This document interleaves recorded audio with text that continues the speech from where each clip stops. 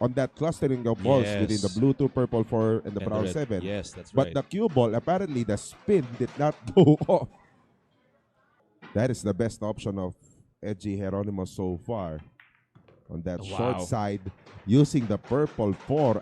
It's just that he didn't land too well on the 3 ball. But look at this right here. What a shot from Geronimo. Fantastic shot na yun. Pero nakita mo yung muka ni Normal lang. Cap Edgy? Normal lang sa kanya yan. Basic. And one more look. Ayan o, cross side. Oh. Perfect.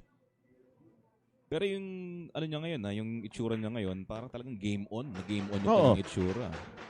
They were able to taste the first loss of a series. Nung huling kalaban nilang Negros. Disparity pa ng score nun. Hindi tulad nung disparity kontra Parañaque. Nung nagtapat ang Negros at Parañaque last week. Kasi, tanda mo, di ba? Didikit ng score ng Negros at Parañaque.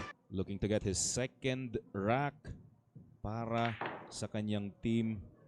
Ganda naman ang pihit ng bola. Okay. Muntikan pa yun.